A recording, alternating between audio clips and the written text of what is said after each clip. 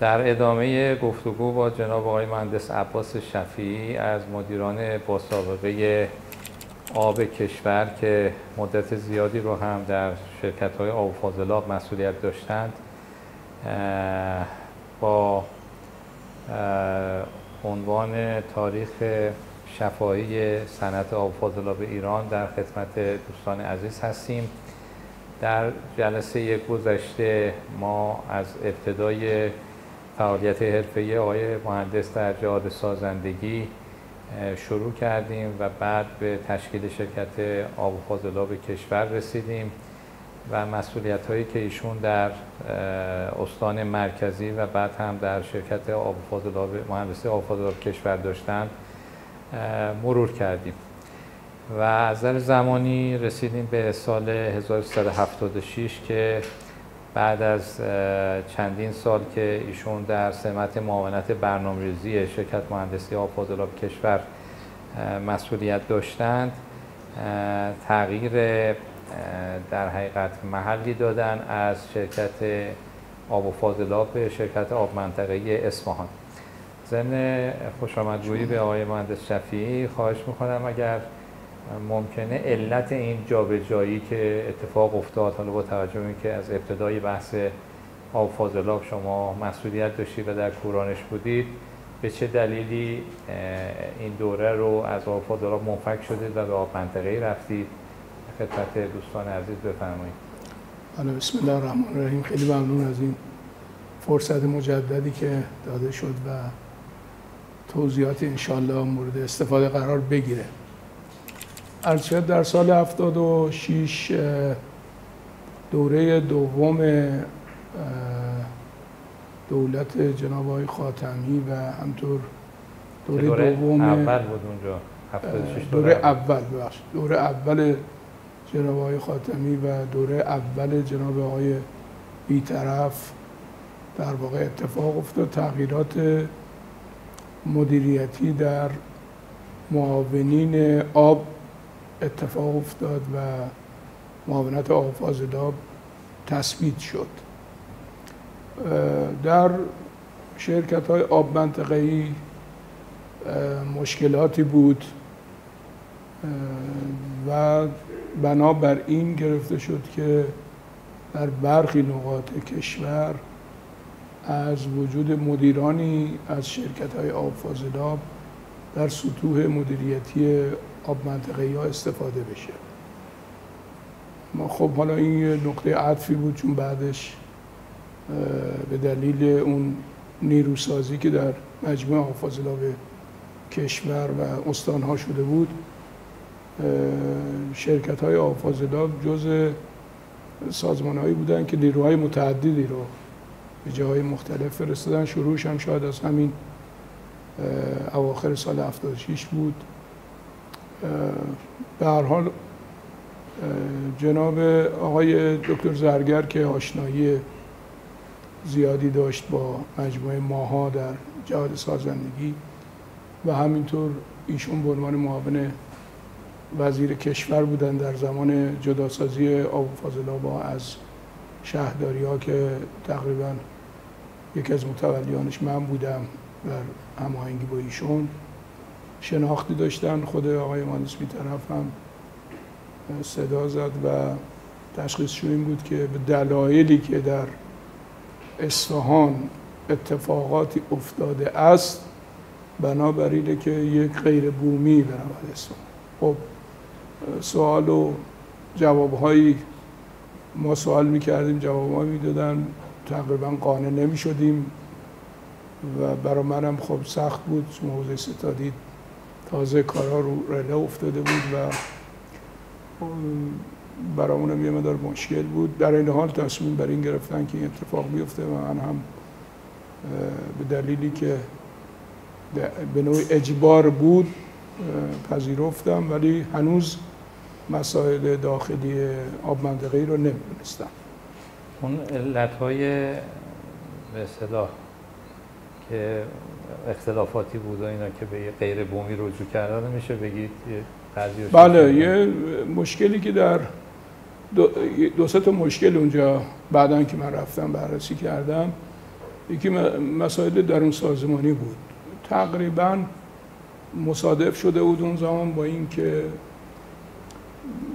حالا به مفهوم امروزی چپ کیه راست کیه اصولگرا حالا نبود اون موقع یا اصلاح طلب، ولی که کی طرفدار این بره. خب انتظار دارید که انتخابات سال 76 یک نقطه‌ای بود برای بروز برخی از این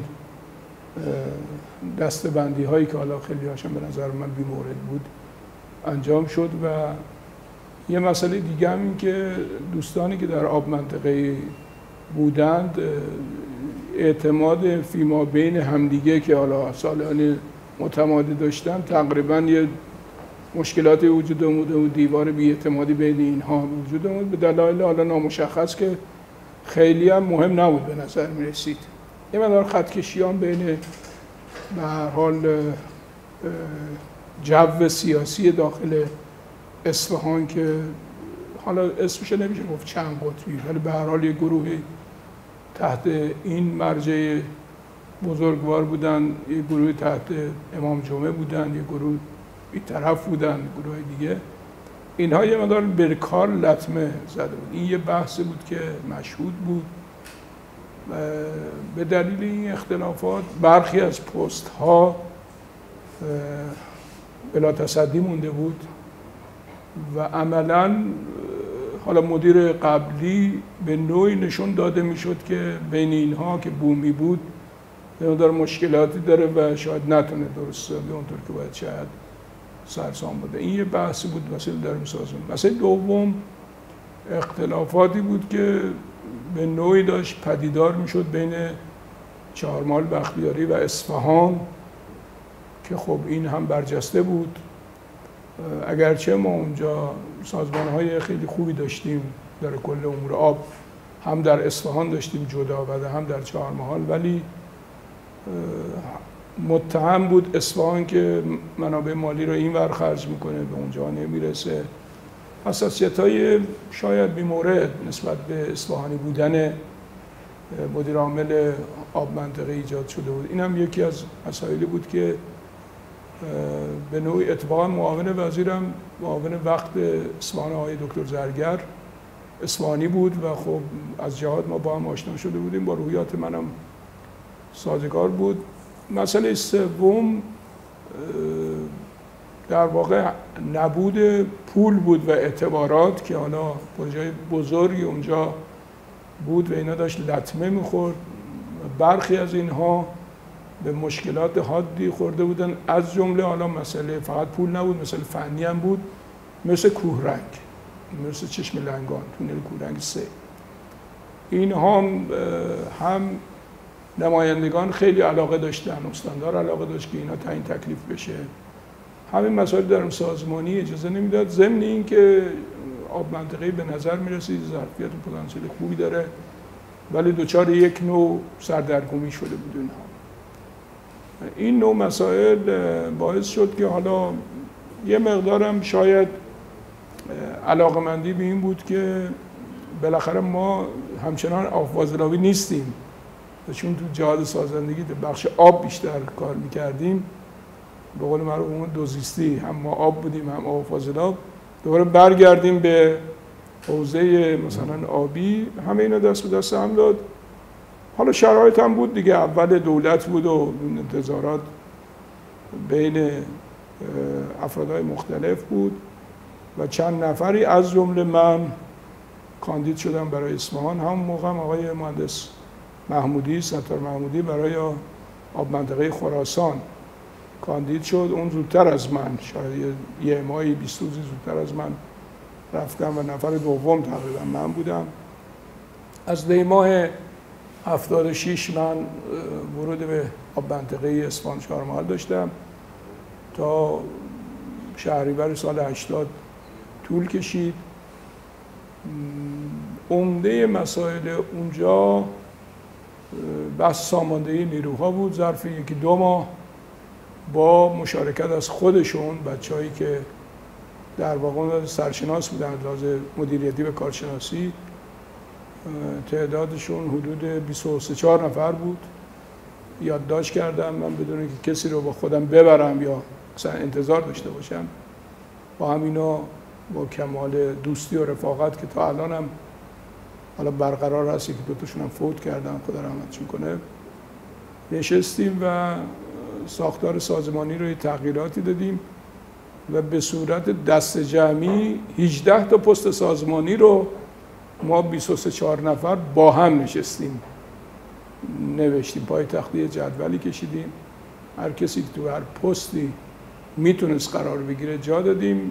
حالا با توجه به اکثریت آرا که بود و تبادلی که بود، آخر سر یک جدول 18 نفر و 18 پست ظرف 3 ساعت و نیم 4 ساعت، یک پنجشنبه‌ای بود اگه اشتباه نکنم در اسفند ماه سال 1376 قبل از عید، حدود 2 ماه گذشته بود که من رفته بودم. جریان با کمال دوستی و رفاقت، تکلیف پست‌ها مشخص شد، اعضای هیئت مدیره، معاونین، مدیران، مجریان طرح‌ها، تمام اینا مشخص شد و احکام صادر شد و شرکت برگشت به روحیه قبل از خودش و حتی بیشتر از روحیه قبل خودش انگیزه داشت. و حرف منم این بود که من یک مهمانم، هر چند سالی اینجا بمونم بالاخره بومی ها مستحقن و الانم من برداشتم این است که بومی ها از من سوادشون بیشتره، اطلاعاتشون بیشتره و شما کاری نکنید که حالا ما بخوایم دست به مثلا فرض کنید آوردن 4 نفر بزنیم، غیر از اینکه به ضرر منطقه خود شما هست.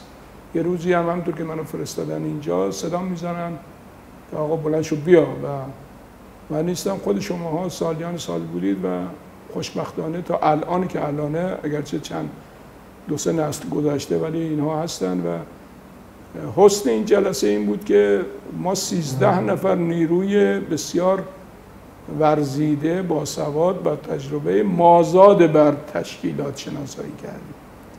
بعد از 2 ماه که من لیست 18 نفر رو به عنوان مثال آوردم گزارش کار بدم به وزیر و معاون وزیر، عرض کردم که ما 13 تا آدم بسیار خوب اونجا اضافی داریم و یکشم منم 13 نفر. بنابراین من کار خودم انجام دادم، شما میتونید من رو برگردونید و به اضافه 12 نفر دیگه که آقای مهندس حاج رسولی ها جز همین لیست بود، یا آقای مهندس طرفه که بعداً در 12 سال مدیر عامل بعد از من شد جز همین لیست، آقای مرحوم زعفرانی که بعداً رفت مدیر عامل آب و فاضلاب شد و کارهای خیلی خیلی گسترده انجام داد، ایشون بود. مرحوم مهندس اصلانی که آدم بسیار باهوش بود جز همینا بود که مدیر کل امور آب استان اصفهان شد. این 13-14 نفر رو ما پیشنهاد دادیم که در استانهای مختلف میتونید از اینا استفاده بکنید. حالا چندشون استفاده کردن، چندشون موندن. پروژه ها به سرعت پیگیری شد.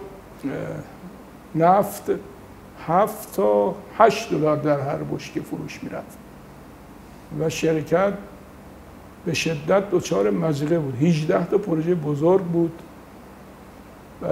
ما اینا رو جمع کردیم آوردیم تهران 26 فروردین 1377 در دفتر وزیر و معاون وزیر وقت گرفتیم، طرح‌ها رو 18 تا طرح رو توضیح دادیم در 2 تا استان و گفتیم پول نداریم و این طرح‌ها داره یکی پس دیگری میخوابه، چه کار بکنیم. جمع‌بندی جلسه خوب نبود، به ما گفتن پول ندارید برید بشینید سر جاتون. به نوعی حالا خیلی مؤدبانه‌اش این بود، پول نیست کار تعطیل. البته با این چیزی که من میگم صراحتی میگم نه، ولی تشین بود که ما کاری نمیتونیم بکنیم، شما میتونید تعطیل کنید.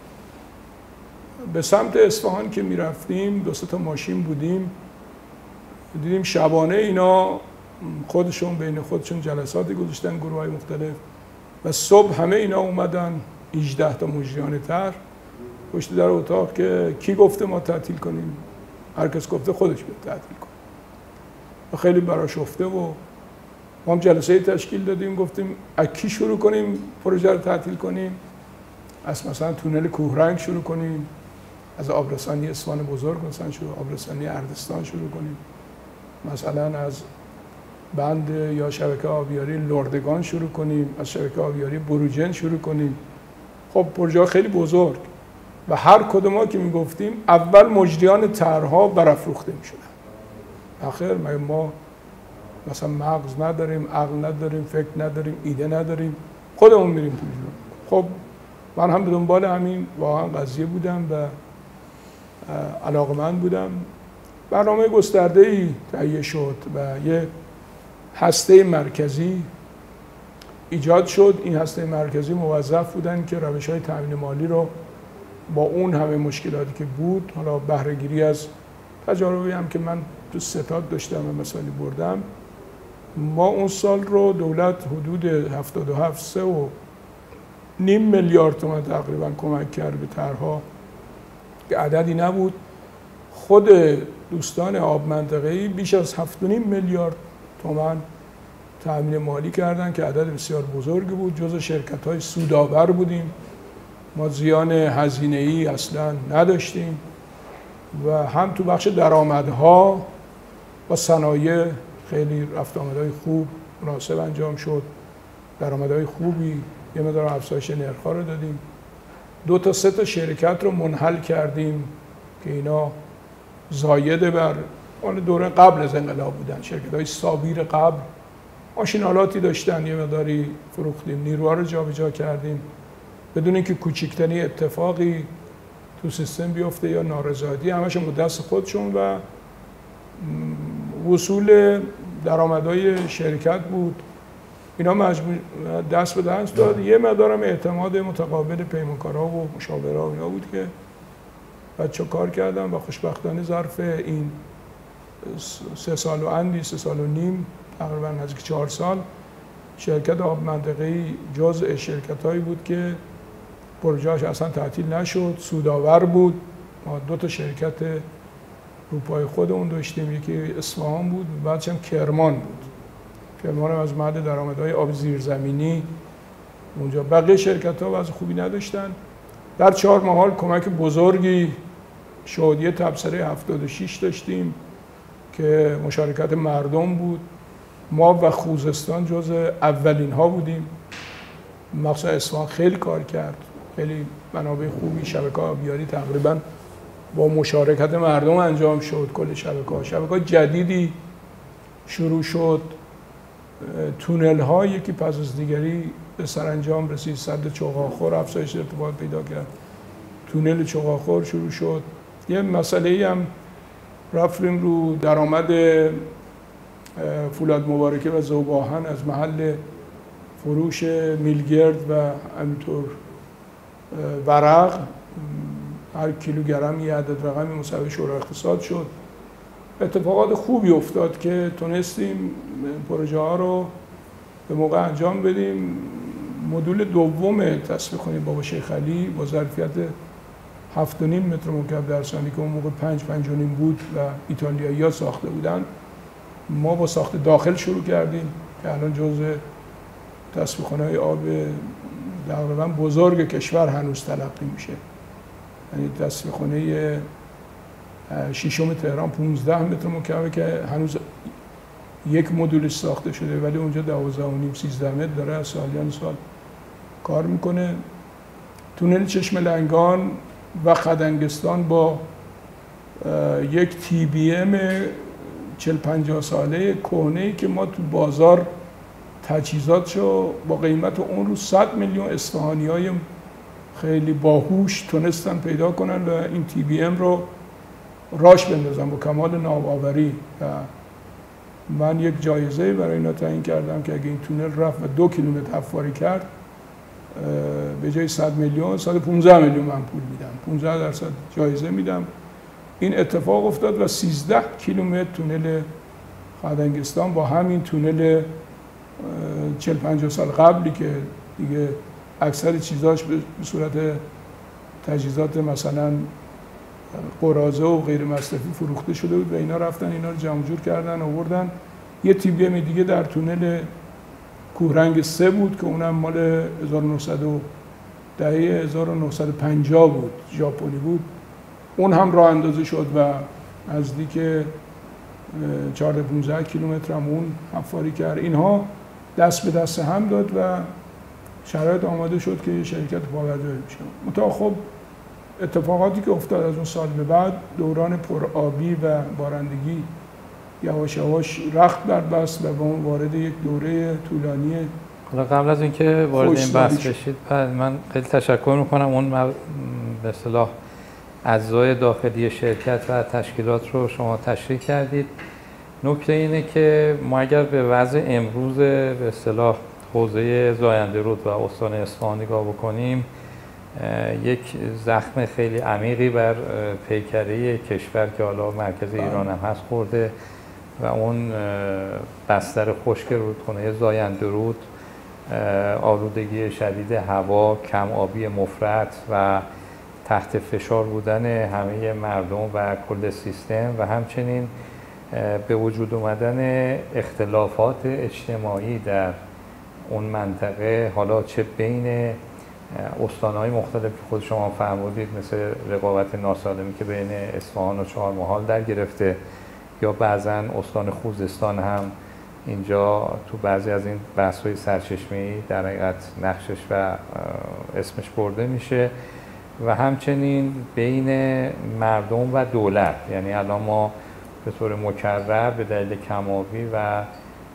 از دست رفتن اون بخش کشاورزی که بیشتر در شرق اصفهان بوده، تنش‌های خیلی زیادی رو بین مردم و اجزای دولت و حکومت شاهدیم و خبرهای مختلفی میرسه.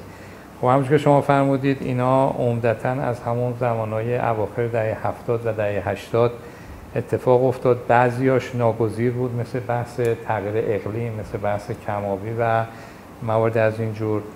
بعضی از اینها تصمیماتی بود که حالا بعضاً زیر سوال برده میشه، مثلا اینکه یه سهمی از همون آب زاینده رود به کاشان و یزد داده شد و در همون زمانها انتقال پیدا کرد و همچنین در این رابطه که ما بعداً شاهدیم که اون تشکیلات آب منطقه‌ای که چندین استان رو به صورت حوزه آبریز در بر می‌گرفت، اومد و با یه تصمیم سیاسی به صورت استانی شد و این رقابت‌های منطقه‌ای رو تشدید کرد. در هر صورت حالا من خواهشم این است که با اون تجربیات و اطلاعاتی که از اون زمان شما دارید، واقعاً اینکه چی شد به این حال و روز فعلی رسیدیم و چقدر از اونا در همون دوران فعالیت شما یا شروع شد یا شروع شده بود یا چشماندازش رو خود شما میتونستید حس بکنید و بیشترم من دنبال این هستم که واقعا میخوام نقد بکنیم. یعنی اون مواردی که فکر میکنید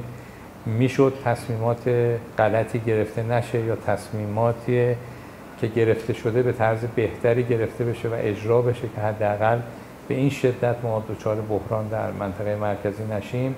اگر لطف بکنید بفرمایید. خیلی ممنون. بله، یک موضوعی که در اصفهان بود در وهله اول بارگذاری‌های بدون طرح‌های آمایشی بود. درسته که یه زمانی جنگ بوده، فولاد قرار بوده تو بندر عباس باشه که آب شیرین کنش و تجهیزات ایناشو آورده بودن. و زمانی که من اومدم معاون وزیر شدم 4 سال بعد از اصفهان، دیدم در چابهار آبی نیست و مردم دارن تشنگی میخورن و سد پیشین هم خشک شده و بارانهای موسمی هم خبری نیست. به فوریت اومدیم آب شیرین کنی که مال 30-40 سال قبل مال فولاد مبارکه بود که قرار بود بعد در عباس اونجا زیر آفتاب بود، هم کردیم بردیم بازسازی کردیم و آب شیرین کنه برای چابهاری ها راه انداختیم. 2 سال هم بیشتر کار نکرد چون کاملا فرسوده بود. خب طرح آمایشی نشون میداد که این جانمایی صنایع بزرگ آببر نه به دلیل فقط مصرف آب خودشون، بلکه به دلیل توسعه جمعیتی که ایجاد خواهند کرد و توسعه خدماتی که ایجاد خواهند کرد آب میخواد. به این دلیل صحبت این بود که دوستان استان، شما این صنایع ظرفیت نهاییشون رو به ما بگید، به مایی که تامین کننده آب هستیم. چقدر؟ من یادم از سر این که فولاد مبارکه بیشتر از 2 میلیون تن نباید باشه و حتی یک بار یه نفر اومد گفت 6 میلیون تن، موضع عجیبی گرفته شد این بحث بود. تازه اون 2 میلیون تن هم یه مشکلات خاصی داشتیم. در مورد ذوب‌آهن این که بالاخره ما به چه ظرفیتی می‌خوایم برسیم بحث بود. در مورد که صنایع بالادست و پایین دست این مجموعه چه خواهد شد، چقدر شهرک‌های صنعتی رو می‌خوام توسعه بدیم که زنجیره این صنایع بزرگ باشن. در مورد پتروشیمی پالایشگاه مخصوصاً خیلی بحث شد. در مورد خود کشاورزی شبکه‌های آبیاری خیلی خیلی زیادی، اولا 40,000 هکتار شبکه توسعه‌ای رودشتین در حال اجرا بود، حدود 20,000 هکتار دشت برخار در حال اجرا بود، حدود 10,000 هکتار در منطقه رامشه از کانال سمت راست نکوآباد با طول حدود 160 کیلومتر آب میرفت تا اون در واقع نزدیک گاوخونی از اون ور و خیلی مسائل دیگه. از همه مهمتر بحث توسعه شهری، یعنی شهرنشینی، حاشیه‌نشینی، شهرهای به هم پیچیده. طرح آبرسانی بزرگ اصفهان که قرار بود 5.5 میلیون جمعیت رو، این طرح توسط فرانسوی‌ها در سال 1355 طراحی شده بود. با مجموعه‌ای که در نظر گرفته بودن گفته بودن که ما 2.5 میلیون نفر جمعیت رو این طرح بارگذاری میکنیم. حالا تهران اصفهان بزرگ شده بود 35 شهر و 200 روستا. خطوط انتقالی که به ناین، به ورزنه، خطوط انتقالی که به اردستان، خطوط انتقالی که بعداً از صد به کاشان و حالا طرح‌های دیگه‌ای که بعداً از منابع تامین کننده یا قبلاً تصویب شده بود مثل یزد. اینا بارگذاری بود که انجام شده بود. یعنی من که اونجا مدیر شدم مجری همه این طرح‌ها بودم. در واقع هم یزد که مال ما نبود ولی کار داشتن می‌کردن، کاراشون اومده بودن، فقط آبگیر مونده بود و یه مقدار بخش تصفیه خونه‌شون مونده بود. بقیه هم که مال اصفهان بود، یعنی خط دوم ناین مطرح بود، خط اردستان مطرح بود، آخراش بود خط کاشان رو مجریگری شد که آفاضل کشوردش به ما واگذار کرده بودن و خط به اصطلاح اصفهان هم که 70 کیلومتر رینگ اصلی بود، دو خطه 140 کیلومتر خط دور اصفهان بود و مخازن 50,000 متر مکعبی بزرگ که اینها در مناطق مثل گورت و پیلاف و این چیزا ساخته میشد. بنابراین اینها یه تصمیمات نابهنگام و نابسامانی بود که داشت یکی پس از دیگری شکل میگرفت.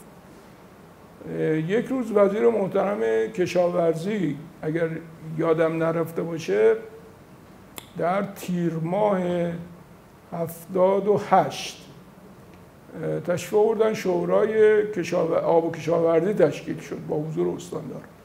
من به عنوان یک کسی که اون وزیر منم خیلی نمیشناخت سوال کردم، گفتم من یه کارشناس آبم. دکتر کلانتری بود؟ بله.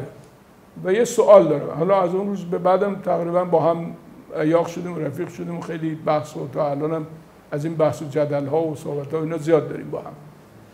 سوال کردم، بهشونم نمیشناخت که من مدیر آب منطقه‌ای ام. سوال کردم جناب آقای دکتر، ما در یک اقلیمی هستیم که شرایط تغییر اقلیمی که بیداد داره میکنه. ما آوردمون از 1 میلیارد و 700 800 یا حالا بگیم 1.5 الان رسیده به 1.200 1.300.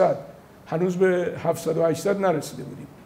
سالهای بعدش شد 700 800 و 40% منابعمون اگرچه بارندگیمون 40% کاهش پیدا نکرده ولی نوع ریزش از جامد به مایع تبدیل شده. یعنی تا 11 متر ارتفاع برف که در ایستگاه چلگرد بوده الان شده 5 متر 6 متر. الان که 2-3 متر بیشتر نیست متاسفانه. و این اتفاق افتاده. این 1-2 درجه اینجا به اصطلاح بارندگی این منطقه که ما مورد نظرمون است 116 میلی متره، منطقه اصفهان. مسئله سوم رطوبت زیر 30-40%. درجه حرارت بالای 42 درجه است. تبخیر بالای 3000 میلیمتر در سال. شما سوال از وزیر زراعت کشاورزی اول انقلاب میزان کشت برنج و شبتوت اینجا بوده 5000 هکتار بوده. آخرین آماری که همکاران شما میگن 18000 هکتار و ما سازمان آبی که بعد فهمید من مدیر عامل سازمانم میگیم 21000 هکتار آمار رسمی دادیم. این یعنی چی؟ شما بفرمایید که با هر هیدرومدولی که بخوایم میزان نیاز آبی این شلتوک‌کاری رو افزایش بدیم چیه؟ گفت جواب داری براش؟ گفتم من یه جواب دارم. این از سراسیمگی مردم هست. ما تکلیف مردم رو روشن نکردیم. ما معیشت مردم رو بهش توجه نمی کنیم. نمیدونیم که آخر عاقبت درآمدی این مردم چه خواهد شد. و بعد بر اساس یک آمایش نابهنگام تو همون منطقه که داریم صحبت میکنیم همه چیزی میخواییم. فرودگاه خوب میخوایم، گردشگری خوب میخوایم، فولاد هم میخوایم، پتروشیمی هم میخوایم، پالایشگاه میخوایم، بزرگترین پالایشگاه ایران میخوایم اینجا باشه. همه اینا رو میخوایم، کشاورزی خوبم میخوایم. شغل هم میخوایم 2 تا و 3 تا و 4 تا. چون اکثر اینایی که در مناطق بالادست در لنجانات دارن کشت میکنن اینا تک شغله نیستن. درسته در شرق اصفهان ورزنه یا در بالادست فریدن اینها تک شغلن، ولی اینا همه چند شغلن. کار خدماتی دارن، کار بازاری دارن، کار کارمند فولاد هستن، نمیدونم کشاورزی هم میکنن. گفت چرا این حرف رو میزنین؟ گفتم داخل خونه هاشون هم اگه 100 متر زمین باغچه‌ای دارن اینا رو برنج کردن و این افزایش چیز مادیامون هم میخوام پر بشه. حدود 300 کیلومتر مادی‌های آنچنانی با آب در گردش باشه و این یه فرهنگی است که با هم همخوانی نداره. بالاخره تکلیف چه خواهد شد؟ ایشون یه جمله بردن که حالا این جمله رو نمیشه اینجا تکرار کرد ولی تش این بود که همه اینا سر ندانم کاری است. گفتیم کی باید این ندانم کاری رو درست بکنه؟ گفت این سوال سختی است که شما دارید. خب بعد از اون اتفاقات افتاد. اتفاقاتی که افتاد بالاخره میزان آورد تا 700 میلیون متر مکعب در سال کاهش پیدا کرد. تونل چشمه لنگان و تونل خدنگستان وارد مدار شد. پیش بینی هم میشد که اینها وقتی ما داریم یه خط انتقالی میبریم یه آب جدیدی ایجاد میکنیم یه عده‌ای که نمیتونیم بگیم این آب مال شما نیست کنار وایسید نگاه کنید ما میخوایم ببریم این آب رو پشت سد زاینده رود بریزیم. این آب رو به هر نحوی شده یا از مسالمت آمیز میان میگیرن یا برداشت‌های غیر مجاز میکنن یا سفره‌های آب زیرزمینی رو تخلیه میکنن چون ما باعث شدیم که این سفره‌ها غنی بشه و بعد دوباره برداشت میکنن رودخونه رو میخشک کنن و همین اتفاق افتاد. من خدمت آقای دکتر کلانتری که رئیس ستاد احیا بودن بعد از مدت‌ها تو ستاد وزارت نیرو گفتم آقا این آبی که دارید میارید از تونل مختلف از جاهای مختلف آب دارید میارید 100 کیلومتر میخواد بیاد بریزید تو دریاچه تونل چشمه لنگان عبرت نشد. در کجای دنیا مردم کنار میشینن نگاه میکنن میگن این آب جیز دست نزنید همه تشنه میمونن تا این آب بره وارد یک مجموعه بشه که تازه اون مجموعه 100 بود میخواست آب شرب بشه اینجا که میخواید آب ببرید تو آب شور بریزید آب شیرین و این شکست خورده است. این زاینده رود نشون بارگذاری‌های بیش از حد شد. بله من تو جلسات الان بعضی موقع میرم فولاد میاد میگه که من 10 میلیون تن گسترش دادم اون یکی میاد میگه 12 میلیون تن میگه بابا قرار بوده 2 میلیون باشه میگه آبو کم کردم. بله تخصیص آب فولاد 40 میلیون بود الان ادعا میکنه که 18 میلیون 20 میلیون بیشتر در نمیاد یعنی 50% کم کرده و حرفش هم درسته بازچرخانی کرده. این 2 بار که آب رودخانه قطع شد اینا سیستم‌های بازچرخانی آوردن 5 تا 6 بار این سیستم بازچرخانی جواب داد. منم بازدید کردم کار بسیار ارزشمند و خوب. اما خب این فکر نمیکنه که فقط 2 میلیون تن که میشه 10 میلیون تن که فقط اون آبه نیست که در داخل اون کارخونه استفاده میشه. این کارخونه آیا برق میخواد یا نمیخواد؟ نیروی انسانی میخواد یا نمیخواد؟ خود نیروی انسانی خدمات میخواد یا نمیخواد؟ شهر بزرگ میشه یا بزرگ نمیشه؟ آب اصفهان که قرار بوده با 5 متر از خونه بابا شیخ علی شهر رو اداره بکنه، چرا الان شده 12.5 متر مکعب؟ و بعد پارسال که همین 12.5 هم جواب نمیداد، دستور دادن 70 حلقه چای جدید زدن. خب شهر داره بزرگ میشه. چرا گلاب 2 اومد که این همه مسائل اجتماعی داره؟ گلاب 2 قرار ظرفیت 10 متر مکعب در ثانیه آب جدید بیاره. 10 متر مکعب، حالا فعلا با 3 متر مکعب در ثانیه شروع کردن. 10 متر مکعب عدد بزرگی است، یعنی مساویه با کل برداشت تاریخی آب در این 50 ساله در اصفهان. خب دلیلش اینه که تمام این کاربری‌های دور و بر اصفهان تمام تبدیل به کاربری‌های مسکونی شده و پادگان‌ها خالی شده، مسکونی شده، پتروشیمی اومده، پالایشگاه اومده، چی و خدمات دانشگاه اومده، مراکز. اینها یه بارگذاری بدون طرح آمایشی است که سردرگمه. از اونور خب کشاورزان براشون فکری نشده. شما در شرق اصفهان معیشتشون یا کشاورزی بوده یا دامداری. خب ما هر دوتا رو تحت شعاع قرار داریم.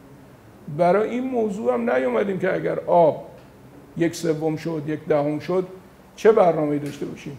حداقلش این بود که بخشی از این صنایع و خدمات رو میتونستن تو شرق اصفهان جانمایی بکنن. یعنی اگر یه فولاد مبارکه شعبه دومش میرفت دشت ورزنه، نه تنها مسائل زیست محیطی و محیط زیستی ایجاد نمیشد، یه مشغله، یه معیشتی، یه اقتصاد معیشتی برای یه قشر جوان این منطقه ورزنه ایجاد میشه. این اتفاق هم نیفتاد.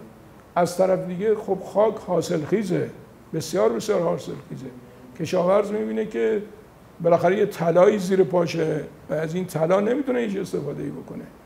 به همین دلیل هر روز این ور اون ور تا این مسببات هم مثلا شورال یا مسببات دیگه، اینا کارایی لازم را ندارن به چند دلیل. یک، مردم بیگانن کنار این قضیه. درسته یه مدیریت مشارکتی راه افتاده اونجا نیم بند و همین خیلی کارا رو درست کرده، اما باز دخل و تصرف‌های دولتی اجازه نمیدهد که اینها اونطور که باید شاید بیان. ما این زمینه رو فراهم کردیم. وقتی که قرار شد رودخانه رو ببندیم، باز کنیم، دیدیم که ما از عهده این بر نمیاییم که بالا سر هر دریچه یک سربازی بذاریم، یه پاسبانی بذاریم، بخوام یه نیروی انتظامی بذاریم. اومدیم دست به دامان مردم شدیم. مردم وقتی که اومدن واقعیت‌ها رو یه مانیتوری گذاشتیم که ورودی چقدر، خروجی چقدر، سهمی چقدر، باور کردن. وقتی این تابلو رو دیدن به ما گفتن شما دریچه‌های اصلی رو داشته باشید، دریچه‌های پشت رو شما نمیتونید نگهداری کنید. واقعیت همینه.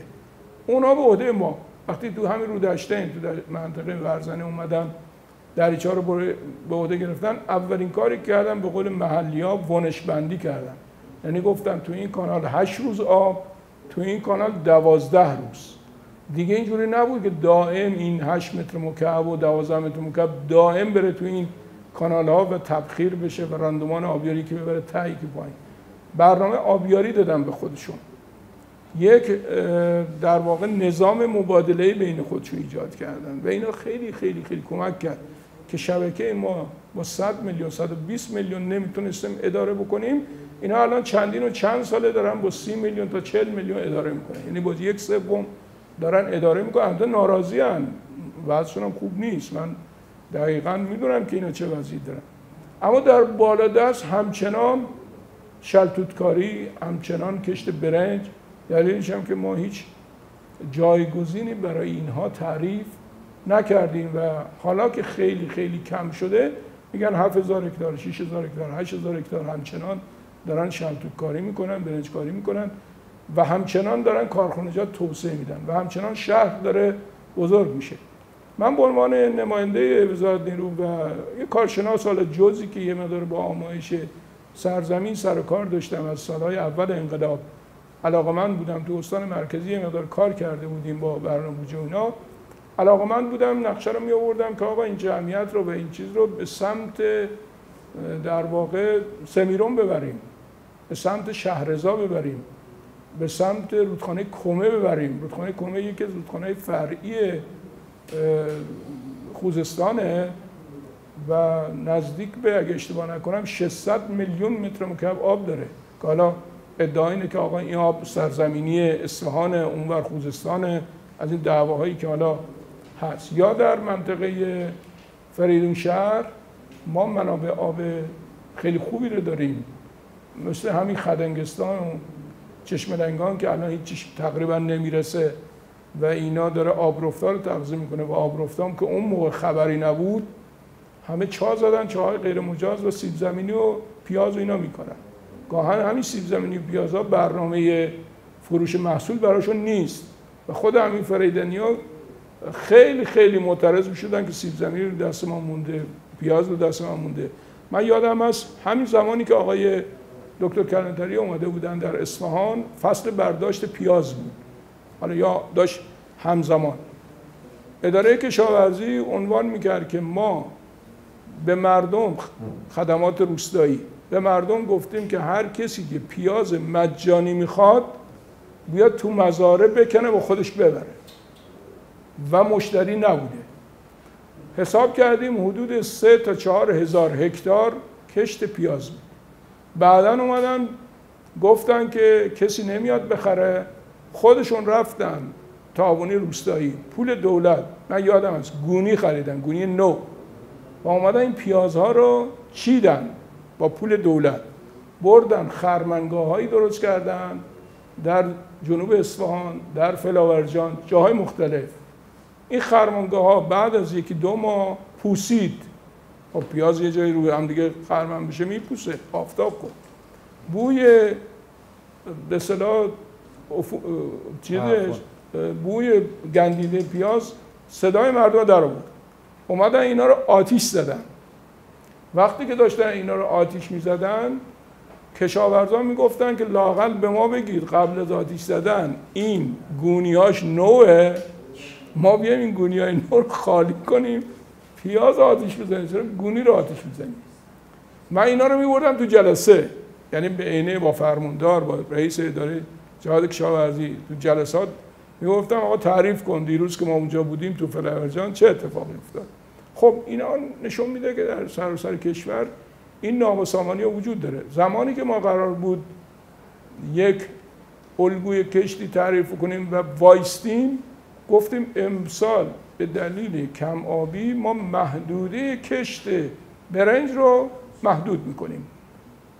یعنی یه جاهایی که نباید برنج بکارن به صورت ایذایی هم شده آب نمیدیم و فکر ایذاییمون این بود که بریم دریچه ها رو با پلیت های 30 میل و 40 میل 3 سانت و 4 سانت جوش بدیم. و من مدیر عامل تو اتاقم نشسته بودم، زنگ میزد آقای نماینده فلانجا، لنجانات، فلاورجان، نماینده اصفهان، که آقای فلانی منم پشت تلفن، فکر نکنید اسرائیلی یا غریبه است یا دشمنه، من نماینده فلانی هستم با 10 نفر به اصطلاح جوشکار آهنگر ماهر با دستگاه جوش اومدیم پلیت‌های شما رو داریم میبریم، انشالله 10 روز دیگه خودمون میایم این پلیت رو، یا 15 روز دیگه میایم این پلیت رو سر جاش میذاریم. دلیل چی بود؟ چون این فاصله کشت شلتوت که مثلا 15 اردیبهشت بود تا مثلا آخر خرداد، ما این مدت ایذایی عمل میکردیم که اینا آب گیرشون نیاد و نتونن شلتوت بیارن. اونام پاتک میذارن. اونام پاتک میذارن. و خب من مجبور بودم دست این آقا رو بگیرم ببرم پیش استاندار، دست این آقا رو بگیرم ببرم پیش کی ببرم. ما این مردم دارن گشنگی میخورن، مردم چه کار کنن؟ 100 سال اینجا، 50 سال اینجا دارن برنج میخورن. حالا بحثم سر اینه که بله در یه جایی هم خوب عمل نکردیم، ولی مدیرانی که از اون بالا بیگ پیکچری دارن کل مسائل کشور و مسائل حوزه رو میبینن، باید این جانمایی ها انجام بشه. اگر اجازه بدید من راجع به تخصیص یه جمله دیگرم بکنم که بزرگترین مسئله زاینده رود الان بحث‌های تخصیصه. ببینید ما از روز اول که رفتیم 4 ماه بختیاری همین بحث بود. کنار زاینده رود به جای حاصلخیز سرسبز بود، آثارش بود. هر کس هم بره بگه به به چه اینجا بادام عمل میاد، خشکبار عمل میاد، همه اینا بود. اما یا منطقی است که ما همه آبها رو بدیم اینجا. ما خیلی فکر کردیم، اومدیم دفتر برنامه‌ریزی منابع آب در واقع وزارت نیرو گفتیم آیا شما قبلا برای این موضوع فکر نکردید؟ گفتن چرا؟ وزیر قبلی طرحی داده آقای مهندس زنگنه و کاغذ رو ابلاغ کرده برای اینکه چگونگی تخصیص رو انجام بدیم و اگر فرصتی شد من راجع به ابعاد مهم این تخصیص اشاره خواهم کرد که الان هم باید برگردیم به همون مسائل تا بتونیم یه مقدار سامان بدیم. موضوع در مورد باز تخصیص بود. در زمان آقای مهندس زنگنه این مسائل در اوایل دهه 70 به وجود اومده بود بین چهارمحال و حالا یزد و خوزستان و این مسائل. نکته که اول اشاره کنم این که طرح آبرسانی به یزد مال دوره دهه 60 بوده. اگه اشتباه نکنم در سال 1366 بین علمای دو تا منطقه و استانداران توافقی می شود که هست مکتوب که از زاینده رود به اندازه خوردن آب شرب در واقع یزد اینجا به اصطلاح آب ببرن. در اون زمان هم حوزه یزد، کل استان یزد تحت زیر پوشش آب منطقه اصفهان بوده. بعداً به دلایلی خب آب یزد جدا میشه و به صورت یک آب منطقه‌ای مستقل عمل میکنه، نه به عنوان حتی اداره امور آب، اما چهارمحال اداره امور آب میشود. بنابراین بحث تصمیم گیری برای یزد به بزرگان دیگه‌ای مربوط میشه و به دوران این مرحله‌ای که ماها بودیم یا عملا از نظر سیاسی به پای آقای خاتمی نوشتن اونا. بله، ولی بعدش در دوره آقای خاتمی تمام میشه، نه اینکه شروع میشه. شروع این طرح کلنگ زنیش در زمان آقای مرحوم آقای هاشمی رفسنجانی بوده. من دقیقا یادم هست که چه زمانی بود. اون دورانی که ما وارد شدیم سال 76 که دوره آقای خاتمی بود، طرح بیش از 70-75% پیشرفت داشت. من اون موقع که حافظ آب کشور بودم چندین بار از این خط بازدید کرده بودم و اصلا ربطی به آقای خاتمی واقعا نداشت. حالا شاید مرحوم خاتمی بزرگ، آیت الله صدوقی، خود آیت الله طاهری، استاندارا اینا که اثراتشون در تصمیم گیری بود برای این طرح، یه منوطی هم کرده بودن که به زودی طرح کوهرنگ 3 شروع خواهد شد و این کوهرنگ 3 4-5 ساله به انجام میرسه که اونم نشد. بله، که طرح کوهرنگ 3 سال 1373 عملا شروع شده، یعنی مطالعاتش طولانی شد. از همون سال 66 1366 طولانی بوده تا مناقصه اینا که انجام میشه، یکی دو مرحله مناقصه باطل میشه چیز. عملا سال 73 کار شروع میشه. دوره بوده که نظام ارز و اینا خیلی خوب نبوده، چون قرار بوده حدود 30 میلیون دلار تجهیزات ارزی وارد بشه که بعد میان همین پی بی ام قدیمی رو در واقع بازسازی میکنن. من سال 76 رفتم، تازه میخواست که 1.5 سال بعد اومد یا 2 سال بعد اومد تی بی ام جدید از هرنکنشت آلمان بیاد که خودش هم اونم یه داستان پیچیده‌ای داشت. وزارت نیرو رفته بود 4 تا از این تی بی ام رو خریده بود، با نگاه به زمین شناسی و موقعیت زمین شناسی اینا همخوانی نداشت، مشکلات عجیب فنی و این چیزا داشت. و از طرف دیگه خود مسیر تونل هم در منطقه کاملا کارست بود. زمانی که من اونجا مدیر شدم سوال بر این بود که تونل کوهرنگ کلاً از گردونه خارج بشه، با این حال که 12 کیلومتر حفاری شده بود و در عمق 1000 متر زمین 800 لیتر بر ثانیه آب میومد بیرون. و TBM کلا غرق در آب بود و یه مسائل عجیب غریب فنی داشت که ما خارجی ها داخلی ها، خدا رحمت کنه دکتر لیتکویی برای تزریق و اینها اومدن پنلی تقسیم، آقای دکتر آقاسی از دانشگاه شیراز اینها اومدن و ردیابی کردن و مشکلات فنی، حالا 5-6 سوال کلیدی بود، این سوالات جواب داده شد و تونل مجددا راه افتاد و خیلی طولانی شد. یعنی تونلی که قرار بود 4-5 سال در حد 250 تا 270 میلیون متر مکعب آب بیاره سرانجام نرسید. تخصیص اولیه یزدم فکر می‌کنم رو 60 میلیون بود، بعدا رو 90 میلیون، حدود 1.5 برابر شد.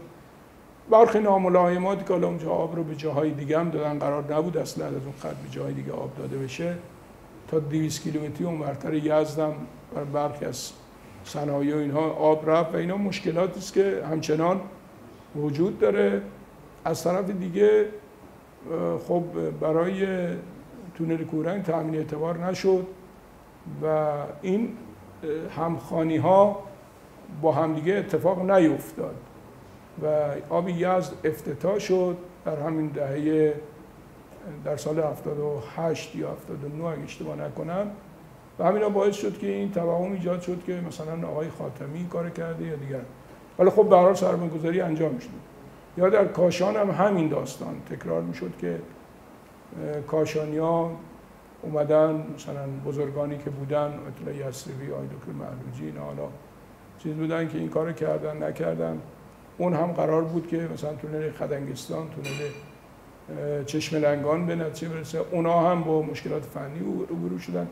این نابسامانه بود، ولی ظرفیت نهایی اینها که هنوزم یزد به ظرفیت نهایی نرسیده، هنوز کاشان به ظرفیت 1/4 1/5 داره، 1/3 داره کار میکنه، ظرفیت نهایی نداره. اینجوری نیست که اون چیزی که تخصیص داده بودن همه را الان به کاشان بیارن. ولی مهمترین بحث همین بحث جانمایی ها. پیشنهادی بود که مثلا ما بیاییم یه فکر دیگه ای بکنیم، برخی بارگذاری ها رو منتقل کنیم به دشت بروجن به عنوان مثال. وقتی که میخوایم سد چقاخور رو افزایش ارتفاع بدیم، تونل چقاخور رو انجام بدیم، نیاریم اینا رو برای مثلا 20-25 هزار هکتار شبکه آبیاری بروجن که بعداً دوچار میشه به شبکه برودشته، بلکه برخی صنایع رو ببریم و شغل ایجاد بکنیم و حتی بیکاری های اصفهان رو سرریز کنیم به دشت بروجن، چون اونجا فاصله در حد 20 کیلومتر بیشتر نیست، بزرگراه داشت، امکانات داشت و از اون ور شهرهای جدید که تو فولاد شهر و جای دیگه داشت ساخته میشد، اینها خیلی نزدیک بود. از این فکرها میشد، منتها هم دولت مردان و به ویژه از دید من نمایندگان خیلی دخالت‌های غیر کارشناسی کردن و این مسائل رو یه مقداری باعث شدن که به این حال و روز رسید و نه اون برا درست تونستن یک سازماندهی بکنن، فکر کردن مثلا با انتقال آب بین بروجن مثلا همه مسائل حل میشه. الان که راه افتاده به این نتیجه رسیدن که این داستان تازه اول قصه هاست و اینا، این مشکل رو حل نمیکنه. این ورم با در واقع سماجت هایی که روی توسعه و بارگذاری هرچی بیشتر روی این مسئله میشد یه مقدار دامن زد. ولی واقعیتش اینه که تغییر اقلیم هم باید پذیرفت. به نظر من به عنوان یک کارشناس در نقطه مرکزی ایران که محدوده استان مرکزی و اصفهان و اینا یه تغییرات عجیب غریبی افتاده. شما سد 15 خرداد هم نگاه کنی هیچ موقع پر نشد. سد در واقع کوچری رو الان نگاه بکنی هیچ موقع تا الان این 15 ساله به هدف نرسیده. سد زایندرود هیچ موقع دیگه اون آوردار رو نه به دلیل برداشت‌ها، به دلیل این تغییرات اقلیمی نه. کارشناسا میگن تا حدود 20% مرتبط با تغییر اقلیمی. من میخوام یه سوال مدیریتی بکنم آقای مهندس. ببینید شما اول بحث گفتید توی اصفهان با حالا تدابیری که اندیشیدید اون طرح‌هایی که بود رو به اصطلاح راه انداختید، نیروهای انسانی رو سازماندهی کردید، در رابطه با پول و مشارکت‌های مردمی یه سری کارهایی کردید. تو حوزه آب فاضلاب شما آب شرب رو می‌خوایم برسونیم و بالاخره حیات و بهداشت یه بحثه. تو حوزه منابع آب که آب خام همیشه گفتید ده‌ها و صدها مصرف براش دیده میشه. حالا که شما اون روز تو ذهنتون می بود که من این همه حال دارم زحمت میکشم، این کانال ها رو با این ابعاد و با این مشقت و این طولانی بودن و این منابع ارضی و ریالی که میخواد میزنیم، ولی میدیدید یه روزی رو که مثلا 10 سال بعد 20 سال بعد اصلا آبی نیست تو این کانال ها بخواد بیاد و اون موقع شما به عنوان یه مدیر فکر میکردید که چیکار میتونستید بکنید. ببینید ما دهه 60 که توی کمیته آب جهاد بودیم، حالا یه سرایی من اون اول بار شنیدم ولی بعداً هم مکرر شنیدم که اگه یک چیزی هست که برای مردم آب نداره برای ما نون داره. یه اصطلاحی هست که حالا بیشتر تو مشاوره یا پیمانکار و اینا مطرح هست. ولی به عنوان یه مدیر مسئول متعهدی که حالا بالاخره اینقدر دلسوزی و علاقه‌مندی داشتید و تو این 40 سال هم اثبات شده، به نظر شما یه مدیر دلسوز توی همچین شرایطی واقعا چیکار باید بکنه و چیکار میتونه بکنه؟ اون بخش مصرفیش رو واقعیتش نمیخوام ادعا بکنم، چون اگه بریم سوابق مدارک رو نگاه بکنیم کاملا هست. یعنی من مثلا به ماهش، به تاریخش، پولش هم حضور ذهن دارم، هم مدارکش خب تو آب منطقه‌ای هست. من تا 1 سال و نیم، سال اول پر آبی بود، یعنی یه اشلی در جلوی رودخانه زایندرود بود، جلوی پل خواجو، و من دفترم کاملا دید داشت مسلط بود به پل خواجو و یه اشل ساختگی با آجر و با بتون تو داخل رودخانه با یه میله گذاشته بودم و این مدرج نبود. اما من و آقای مهندس یا آقای مهندس اسلانی یا آقای حاج رسولیا میدونستیم که این 20 سانت که اومده بالا یعنی مثلا این دیوی شده 20 متر مکعب در ثانیه. من دیوی 120 متر مکعب 130 متر مکعب رو کاملا به خاطر دارم، مازاد بر سد از حوزه میانی، به ویژه از دهاقان و اینا که حوزه میانی است.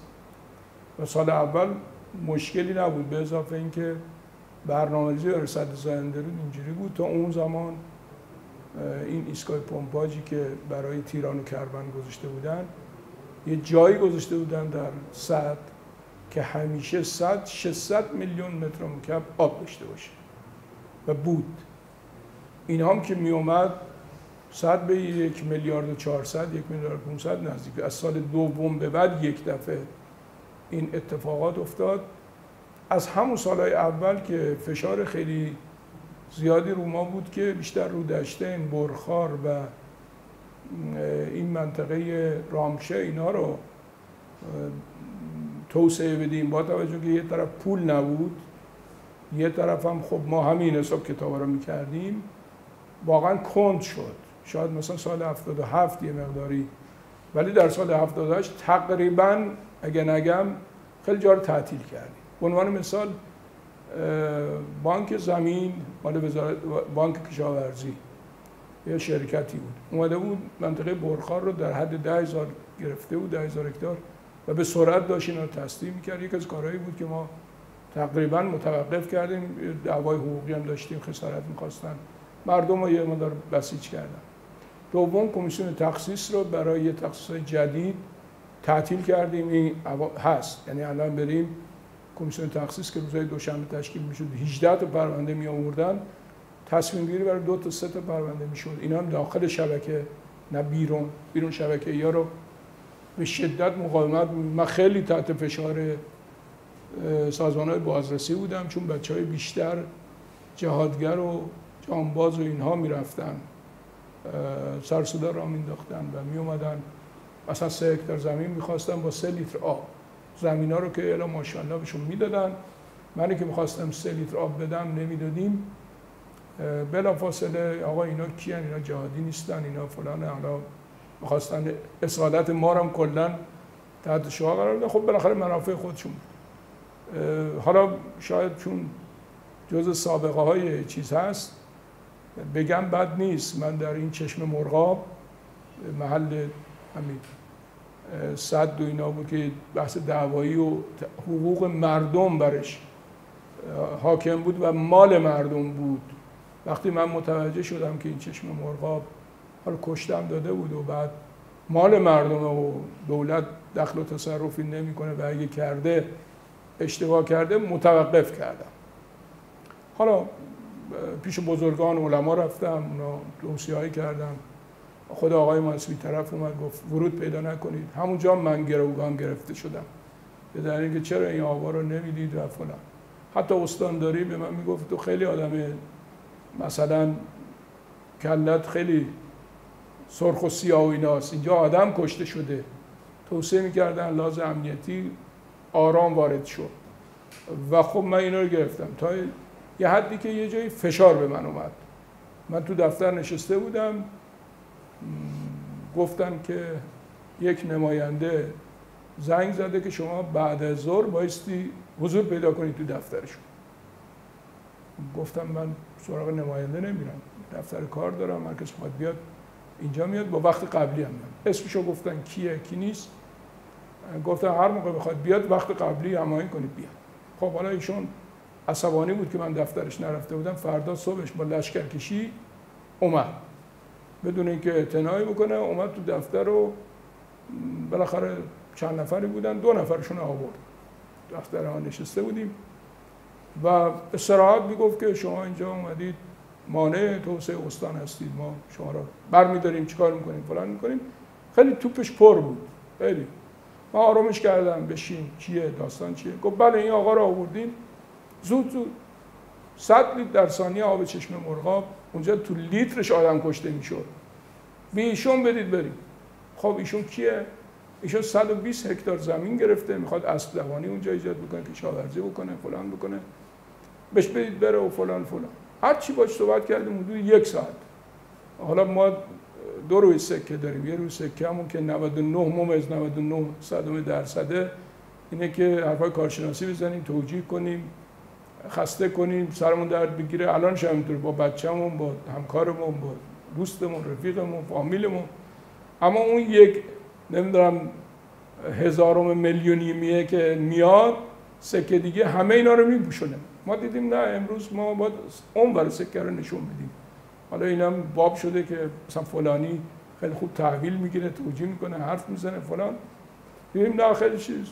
من با نهایت شاید بی اخلاقی یا خارج از ادبیات خودم دیدم که دست بردار نیست و مونده بودم چجوری ایشون رو بردارم از سر رام که این مزاحمت ایجاد نشه و یه سر صدایی هم ایجاد بکنه.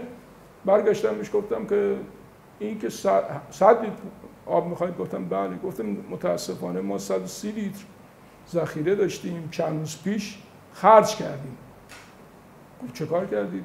گفتم یه چی پسرمون اومد اینجا با یه دوستش می‌خواستن یه کسب و کار راه بندازن، 130 لیتر در ثانیه بیشتر هم نداشتیم، تقدیم کردیم به پسرمون. خیلی برآشفته شد و به من اهانت کردی و فلان کردی. گفتم شما اهانت نکردی به من اینجا برای نیم لیتر در ثانیهش آدم میکشن. تو تمام قباله های خانماشون اینجا ثبت شده. 300-400 سال پیش حقوق آب تعیین شده، تومار داره. من دولت چه کارم برم ورود به اینجا بکنم؟ اگه قرار باشه اینجوری بذل و بخشش بشه که پسرعموی من و من که مستحق‌تر از این آقا هستم. و از جام بلند شدم به اون آقا گفتم شما بفرمایید جای من بشینید، خودتو معرفی کنید، سوادت چیه، مدرکت چیه، کجا بودی، کجا نبودی. منم اونجا میشینم به عنوان ارباب رجوع، به من بده، من برم دنبال کارم. یعنی این برخوردهای تندم و بعد به وزیر زنگ زدم. اون با اخم و تخم و با ناراحتی و با چیز خیلی تو بتشر از اتاق من بلند شد و من بلافاصله به وزیر زنگ زدم که یه مشتری بسیار بسیار ناب و درجه 1 فرستادم فردا تو مجلس طرح سوال و استیضاح و اینا مطرح میشه و بعد که فهمید کیه گفت که بسیار کار خوبی کرده بود. تازه حالا وزیر رفته بود رهاش نمی‌کرد که شما چرا رفتی حمایت کردی. منظوری که ما این همچون داستان‌هایی داشتیم و اثراتش الان هم بیشتر سر این افرادی. من یه دفعه تو چهارمحال گفتم اگر این آب شما مسئله آب نداشتید چجوری رأی می آوردید؟ خیلی با شفافیت و صریح تو جلسه شورای برنامه‌ریزی بود تو استان جلو استاندار گفتم. بعد دستشون رو گرفتم آوردم پای تخته گفتم مگه سد نمیخوای؟ سد خراجی مگه اینا رو نمیخوای؟ من این سد الان میخوام ببندم، پولش هم داریم، هیچ مشکل نداره. این سد 4 متر که بیاد بالا، ببخشید 40 متر که بیاد بالا 5 میلیون 8 میلیون آب توش جمع میشه. شیب تندی داشت. به محض اینکه من این 40 متر رو بکنم 50 متر 10 متر دیگه بیام بالا، دشت شهرکرد 80% زیر آب میره. به محض اینکه بشه 60 متر ارتفاع که 60 متر عددی نیست برای یه سد، فرودگاه و 1/3 شهر کلا زیر آب میره. خب شما شورای برنامه‌ریزی هستید، تصویب بکنید سد 4 میلیونی میخواهید، 20 میلیونی میخواهید، 300 میلیونی، من در خدمت شما هستم. استاندار که متوجه این داستان شد، صورت جلسه کردن که سد خراجی کلا از گردونه خارج بیاد. 10 سال تمام، 12 سال تمام مشاور داشت و اینا میدونستن، نه اینکه ندونستن، نمیخواستن. یا سدی که حالا دوست ندارم انتقاد بکنم، همین چند ماه قبل گفتن آقا بعد از نمیدونم 27 سال 28 سال ما رفتیم سدی که آرزوی مردم بود به بهره برداری رسوندیم. خب منو ببرید اونجا به شما بگم که این سد هیچ اثر چیزی نداره، اصلا اثر اجتماعی نداره. شما در کنار یک رودخانه‌ای هستید که چشم ساراش کمتر از 2-2.5 متر 3 متر مکعب در ثانیه نیست. هر روستایی، هر شهری ما لوله آبرسانی بردیم، آب بخواد به جای سرانه 200 لیتر مثلا تولید 400 لیتر بهش بدید. اتفاقی نمیفته. فاضلاب میشه، فاضلاب هم به صورت یه حالا تصفیه بشه نشه به صورت خودبالایی میاد تو این رودخونه حرکت میکنه. شما مشکل دارم 5 میلیون آبه برای شرب، بعد رفتید یه سد ساختید که هیچ توجیهی نداره. من اسم سد رو نمیخوام بیارم. خب ما مقاومت کردیم، این سد رو از گردونه کلا خارج کردیم. چرا دوباره رفتن ساختن؟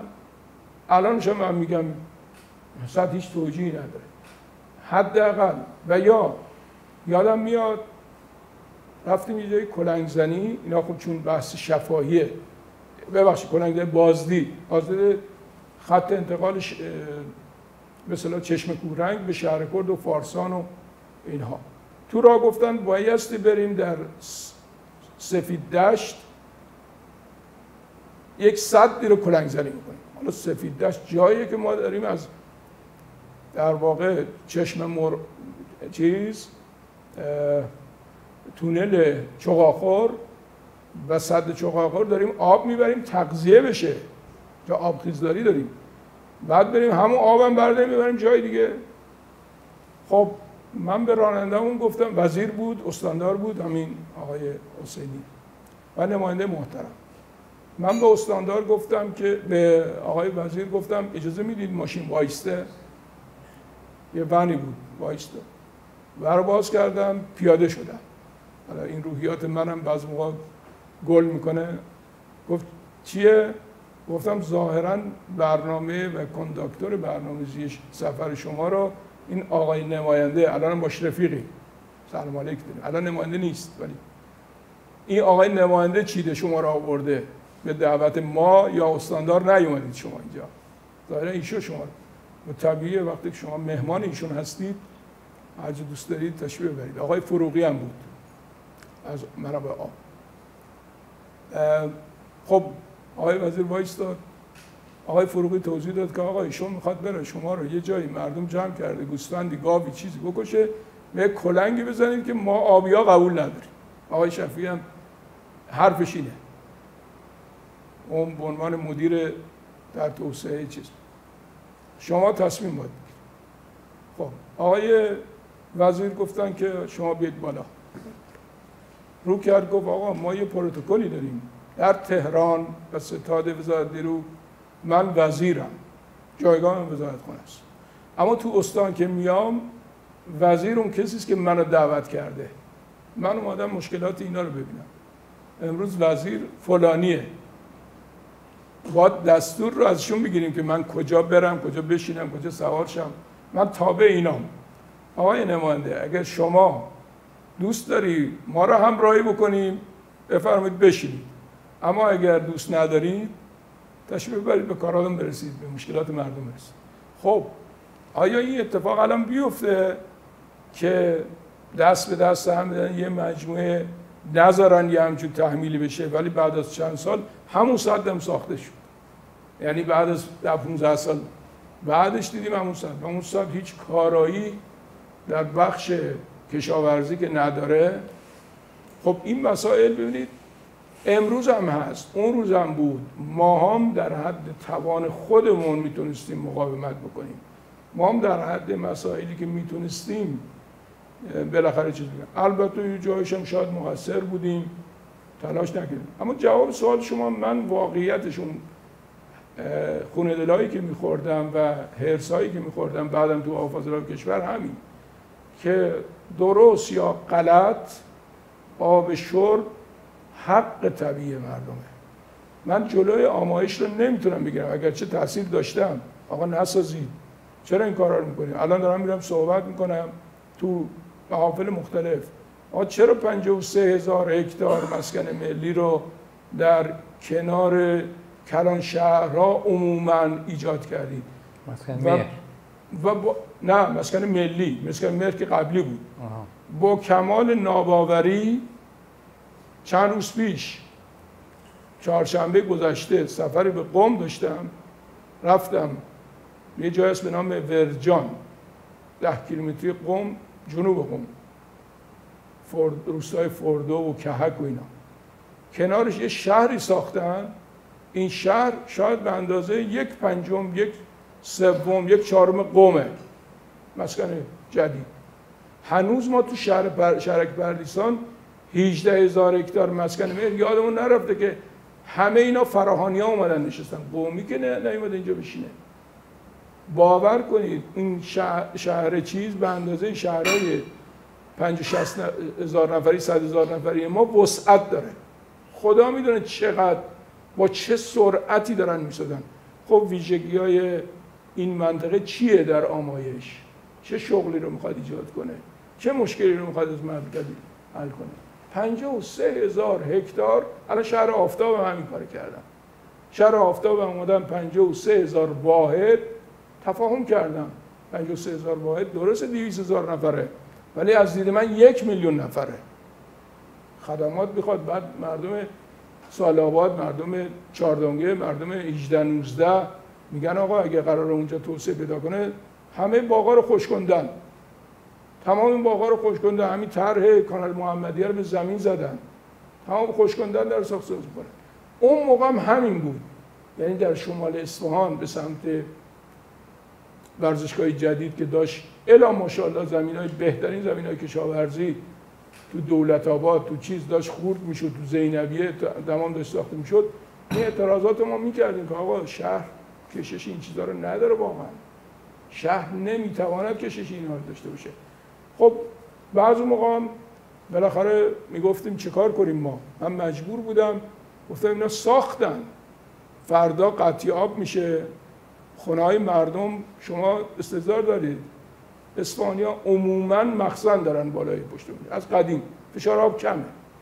خب این که نمیشد از لحاظ آلودگی، از لحاظ مسائل دیگه، جیره‌بندی فلان، ما اومدیم مخازن بزرگ 70,000 متر مکعبی، 100,000 متر مکعبی ساختیم. اینا بوده جزء برنامه.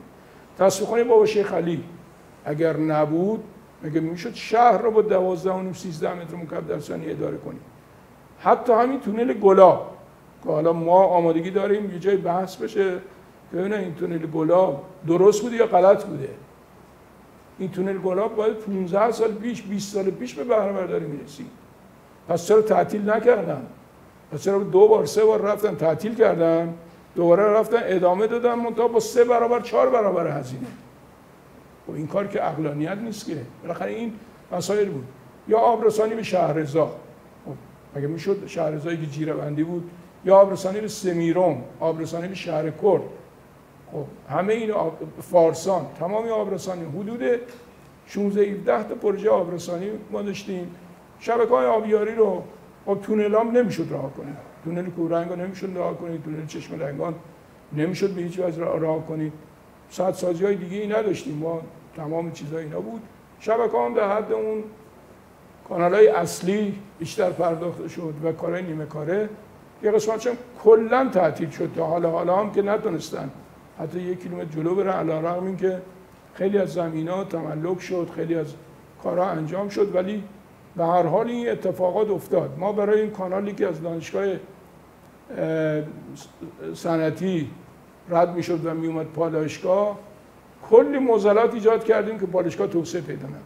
حرفمون هم این بود آقا پالایشگاه میخواید بسازید، در لحاظ امنیتی هم هست، بیاید برید به سمت فریدن، بیاید به سمت شهرزاد، سمیرون، بالاخره نیارین اینجا، بیاید به سمت بروجرد. خب زورمون نمیرسید، یعنی واقعا اونا هم یه بحثایی داشتن که زیرساخت‌ها اینجا وجود داره، هوا فرودگاه اینجاست، اون نداره، این نداره. بالاخره خب مدت‌ها بود این زیرساخت‌ها وجود نداشت. خیلی ممنون آقای مهندس از توضیحاتی که در رابطه با استان اصفهان و مشکلاتی که حالا کم و بیش در بقیه نقاط کشورم حاکم هست و بیشتر به نظام تصمیم گیری مملکت و شیوه حکمرانی برمیگرده که انشالله امیدواریم که عقلای به اصطلاح کشور بتونن بالاخره دست به دست هم بدن و این نحوه سیستم تصمیم گیری و حکمرانی رو اصلاحات لازم رو درش انجام بدن. یکی از مواردی که اخیراً هم بروز و ظهور پیدا کرده در رابطه با این کمبود منابع آبی که حالا شما قصهش رو در رابطه با 20-25 سال پیش فرمودید، به دلیل عدم وجود آب کافی سطحی و زیرزمینی ما یک خطی رو در کشور می‌بینیم که به استفاده از آب ژرف و آب دریا و انتقال آب دریا به فلات مرکزی رو آورده و الان شاهد هزاران میلیارد پروژه هستیم که سرجمش یه مبلغ بسیار ناچیزی از آب رو با هزینه بسیار گزاف و هزاران کیلومتر در حقیقت لوله کشی با اون 7-8 خطی که بسیار تعریف شده انجام میدن و خود این میتونه به مصرف و همون مسائلی که با آمایش سرزمین هم چندان سازگاری نداره دامن بزنه. و خب ترکش های این رو ما تو خود سیستم وزارت نیرو هم میبینیم. مثلا ما چند سال پیش شاهد بودیم که معاون شرکت مهندسی به دلیل اختلاف نظری که با وزیر در همین رابطه پیدا کرد در عرض چند ساعت مثلا عزل شد یا نمیدونم مسائل دیگری به این صورت. یعنی خود سیستم اداری هم تکلیفش معلوم نیست با این گونه بحث ها.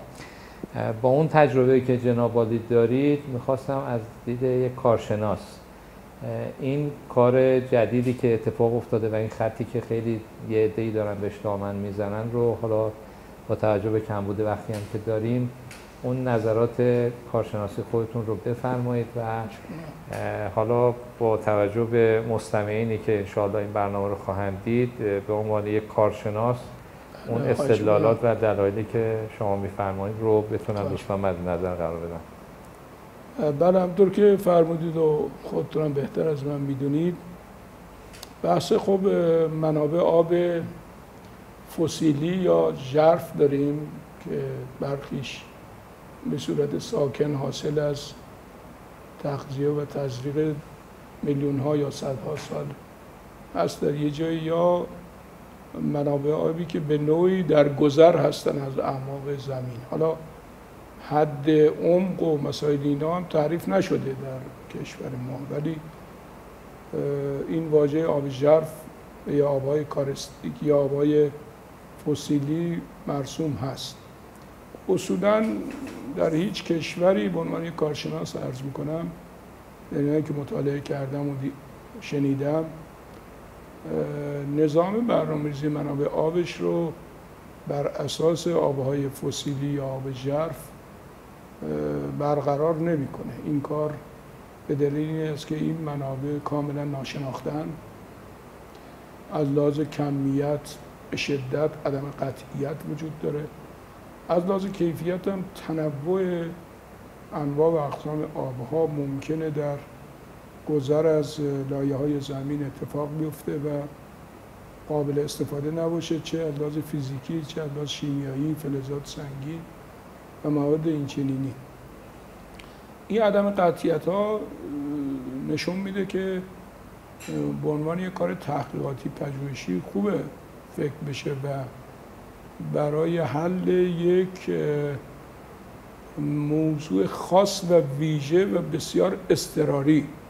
اما اینکه میخوایم بنای یک طرح آمایشی و توسعه یک منطقه‌ای رو بر مبنای آب‌های فسیلی و آب‌های ژرف قرار بدیم، این کار چندان منطقی نیست. کتابی رو سازمان ملل فکر میکنم حالا ترجمه شده توسط آقای مهندس آلیاسی اگه اشتباه نکنم، منتشر کرده حدود سال 1989 یا 90، حالا تو ذهن ندارم، تحت عنوان بحران آب مثالهایی از این نوع زده. مثلا در صنعا در یمن تا 2000 متر هم دنبال این چاه‌ها رفتن و تونستن منابع آبی ایجاد کنن، ولی بعدش به شدت دچار معضل کمی و کیفی شد. دست امروز یه خبری از عربستان بود که اونها خشکی در عربستان در اون کتاب نوشته که حدود 300 میلیارد متر مکعب آب فسیلی کشف شد و یه 10 سالی با شعار این که میخواد در بخش گندم مخصوصا و محصولات کشاورزی خودکفا بشه، یه دفعه فهمید که 60-70% این سفره برداشت شد و هیچ چیزی جایگزین نشد، چون این منابع بازیابیشون شاید صدها و میلیون‌ها سال طول بکشه. پذیر نیستن. بنابراین اون هم دست برداشت و الان که یک شعار دیگه رو عربستان پیش روی خودش داره، بحث استفاده از آب دریاست که حالا منم نظرم راجع به آب دریا خدمتتون خواهم گفت. در خیلی جای دیگه دنیا به این نتیجه رسیدن که این آب ژرف یا آب فسیلی نمیتواند منشأ تصمیم گیری بشه. در ایران ما هم متاسفانه شلکن سفکن داریم. الان که آب دریا مطرح شد و آب انتقال آب دریا به فلات مرکزی و سیستان بلوچستان، تقریبا آب ژرف رفت تو حاشیه. یعنی کسی دیگه الان هنوز 4-5 سال بیشتر نگذشته این هم سرمایه‌گذاری شد. تازه اینا هم که سرمایه‌گذاری شد مشخص نشد که این منبع آبی مشکلاتش چیه، منبعش چیه، کیفیتش چیه و کجا رفت مصرف. هیچ گزارشی معمولاً نمیدن. بنابراین به عنوان یک کارشناس عرض میکنم که اینها میتونه هر منبع آبی یه پروژه پژوهشی باشه برای شناخت عمیق‌تر این مسائل و کنش واکنش‌های این منبع. ولی به عنوان اینکه بیایم در نظام برنامه‌ریزی منابع آب اینها رو وارد بکنیم، به نظر من یک کار اشتباهی است و سرانجامی نداره، همچنان که الان تو این 7-8 سال. اما اتفاق دیگه ای که افتاد در 10 سال قبل، شاید 10-11 سال قبل، به ناگاه تعریف شد که ما میخواییم از آب دریا برای 17 استان کشور آب شرب و صنعت بیاریم. خب طبیعی بود که این هم مثل برخی از اون مسائل احساساتی و تهییجی میتونه درست نباشه، چون هیچ مطالعه‌ای پشتش نبود و متاسفانه خیلی ها رو طلبکار کرد و مطالبه گر شدن، به ویژه مسئولین سیاسی کشور از نمایندگان و استانداران ما. واقعیت اینه که در هیچ جای دنیا حالا هست، مثلا در لیبی دنبال نفت میگشتن، شما خودتون استظهار دارید، آب رو منتقل به آب خوردن، آب رو منتقل کردن هزاران کیلو، اینا استثناست. یا در چین، مغولستان آب زیرزمینیش کلا از بین رفت و شروع کرد به گرد و خاک ها و شن ها و حتی جاده ها رو چند متر در همین کتاب هم اشاره شده پوشونده. بالاخره هم از آب زیرزمینی دست برداشتن، هم الگوی کشتشون درست کردن، دام سبک رو برداشتن و خیلی خیلی از جمله انتقال آب از جنوب به شمال به مغولستان. خب اینا استثناست، ولی واقعیت این است که نمی‌شود تو فلات ایران به 17 تا استان که چی؟ که خط اول بیاریم، دوم بیاریم، سوم بیاریم، و جمعیت چی؟ بیشتر بشه. اصولاً بر اساس جایی که در دنیا تعریف شده، جمعیت و مراکز اقتصادی و صنعتی و خدماتی رو میبرن کنار دریا. من مطالعه‌ای که حالا اون زمان همین کتاب میخوندم داشتم، نوشته بود که و در جای دیگه که حدود 23-24 تا کلان شهر بالای 10 میلیون نفر داریم در دنیا. ما تو ایران یه دونه داریم، تهران، بالای 10 میلیون. اونجا ذکر شده بود که 2 تا یا 3 تاشون خارج از دریان، احتمالا اینجاست و به اصطلاح قاهره، حالا تو اونجایی که یادم هست تهران، بقیه کنار دریان، یعنی کلان شهرهای بزرگ عموما دریا. آب دریا شیرین کردنش برای ما یک کار بسیار بسیار درست و منطقی است، مشروط بر این که ما جمعیت و صنایع رو ببریم. آخرین آماری که من دیدم در برنامه وزیرم بود، روزی 700,000 متر مکعب ما داریم آب رو در واقع شیرین میکنیم، سالی 200-220 میلیون. این عدد خیلی عدد کمی است در مقایسه با مثلا عربستان که روزی 1 میلیارد، ببخشید روزی اگه اشتباه نکنم مجموعه کشورهای جنوبی روزی 1 میلیارد. خب این عدد خیلی کمیه و ما به سرعت باید اینو 5-6 برابر بکنیم، اما نه اینکه خط 1 و 2 و 3 و 4. بله یه زمانی در وزارت نیرو بحث بود و جای دیگه که اگه میخوایم معدن بزنیم برای فراوری معادن، آیا بهتره که آب میخوایم آب رو بیاریم تا معادن یا معادن رو ببریم کنار دریا؟ یه حساب اقتصادی اون زمان، حالا باید بازنگری هم بشه، انجام دادن که بعد در گلگهر یا مثل سرچشمه یا جای دیگه اگر آب رو بیاریم سهمش در سبد مثلا هزینه تولید میشه 6%، اما اگر مواد رو ببریم کنار دریا اونجا بخوایم فراوری بکنیم مثلا میشه 10%. حالا یه همچون مضمون 2-3%. خب یه تصمیم گرفتن که حالا خط 1 و 2 برای گلگهر بیارن، خط 3 بعد اضافه شد که اصفهان و جای دیگه، خط 4 هم سیستان بلوچستان، خط 5 هم برای لامرد و این مسائل.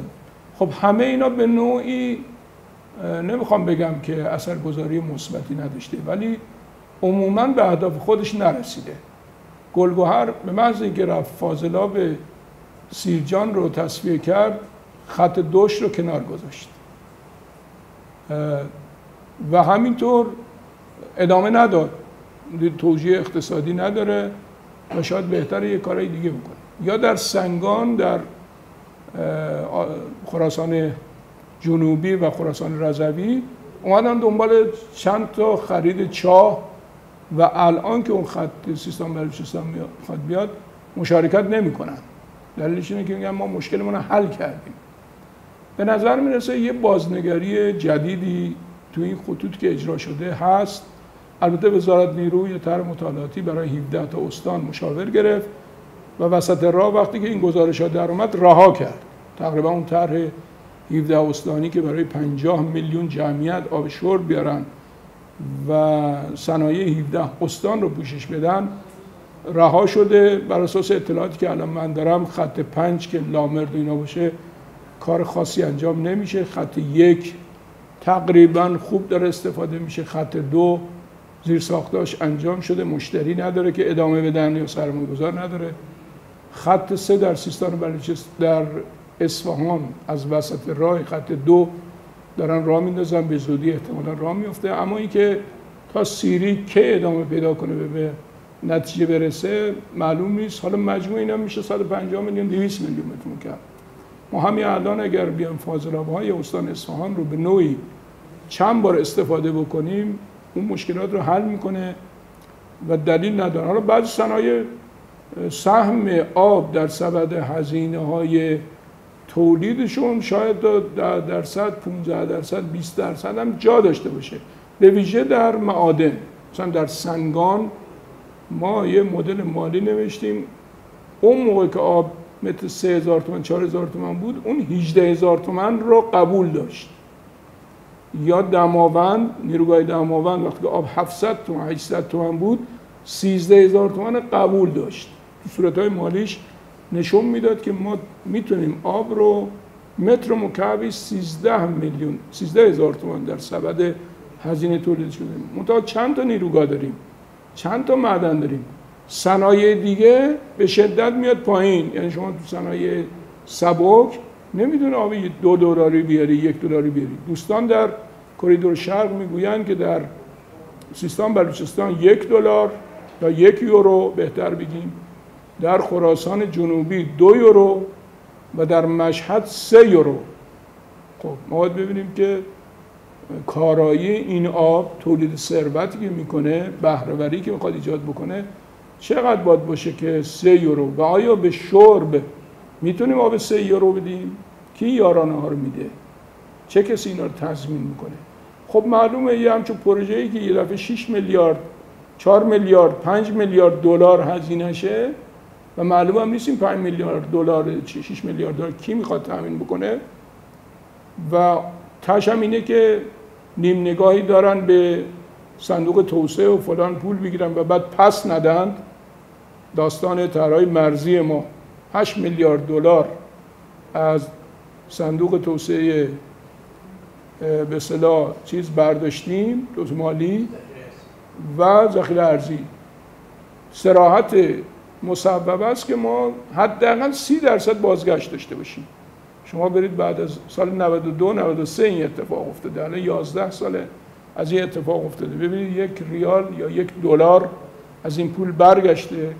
بیش از 120 پروژه مرزی ایجاد شده. خیلی هاشون هم توجیه اقتصادی داره، خیلی هاشون هم میتونه کارایی بسیار بالایی داشته باشه. بنابراین خلاصه بکنم، نه، من به عنوان یک کارشناس اعتقاد دارم یه کاری در آب‌فاضلاب کشور شد برای شرب، مخصوصا صنعت نبود، تو صنعت هم میشد وارد این قضیه که تا چه کیلومتری و تا چه شعاعی یا فاصله ارتفاعی میتونیم آب دریا رو بیاریم. اونجا نشون میده که ما در حد یک خط مثلا منحنی 300 متری ارتفاع از دریا توجیه داره که آب رو در حد 6 دهم دلار 60 سنت یا 50 سنت با تکنولوژی جدید شیرین بکنیم، یه 2-3 سنت هم 10 سنت هم برای انتقالش بدیم. تا چه عمقی؟ با ارتفاع حدود حداکثر 300 متر. نه فاصله دریا. فاصله دریا دیگه بعضی جا شاید میشه مثلا 300 کیلومتر، بعضی جا میشه 200 کیلومتر، بعضی جا میشه 100 کیلومتر. تو نرم دنیا تو منطقه 100 کیلومتری معمولا. بله ببینید این 100 کیلومتر شاید شما یه ارتفاعی داشته باشی، مثلا زایندرود اون روز مثال میزدیم، شما وقتی تخصیص آب میگیری تو سامان ارتفاع یه دفعه میشه 700 متر، ولی اگر بیاری در پایین دست میتونی، دشتی وجود نداره، مجبوری بری اون بالا دشت سامانه، ولی اگر بیاری پایین تر در 50 متری در 100 متری میتونی تخصیص بگیری باش کار بکنی. به همین دلیل زمانی که حالا اینم داخل پرانتز بگم، در یکی از کارهایی که در اصفهان اتفاق افتاد تو زایندرود، ما یه خط منحنی ارتفاعی گذاشتیم، گفتیم به هیچ وجه ارتفاع تخصیص آب بیشتر از 150 متر نباید باشه، به اندازه یه حلقه چاه. الان هم آب‌فاضلاب کشور مطالعات شروع کرد، زمان آقای مهندس نامجوی مطالعات انجام شد و فکر کنم گزارشاش هست، دوستان آب‌فاضلاب حتما اطلاع دارن.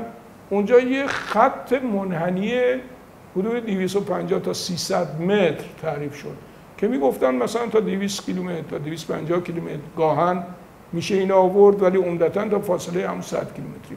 بنابراین ما با توجه به زیرساخت‌های، اعتقاد من این است که حتما و اگر یه جلسه باشه میشه جزئیاتش با نقشه و اینا، حتما ما یه خط ساحلی می‌خوایم، تلفیق آب سطحی و آب دریا با هم. ما اونجا 2-3 میلیارد متر آب سرزمینی داریم، آب بسیار بسیار ذی قیمتی داریم، مثل سد جگین، مثل سد سدیج، مثل گابریک، اینا بسیار بسیار، سد کهیر، زیردان، سد پیشین، اینا رو همه مجموعه رو با یه خط ساحلی تلفیق بکنیم که 10 تا 20 تا آب شیرین کن داشته باشه. این 1-2 حتما یک جاده ساحلی نیاز زیرساخت داره، حتما اونجا چند تا فرودگاه قابل توجه وجود داره، آب داره، خاک داره، هم میشه کشاورزی کرد، هم کشتای گلخانه انجام داد و به نظر من نبایستی خیلی از دریا فاصله گرفت. به زعم من حداقل برای یه دوره 10 ساله میشه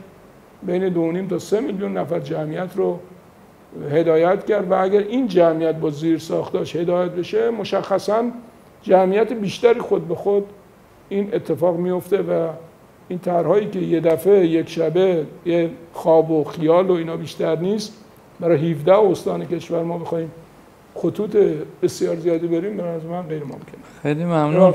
خواهش میکنم.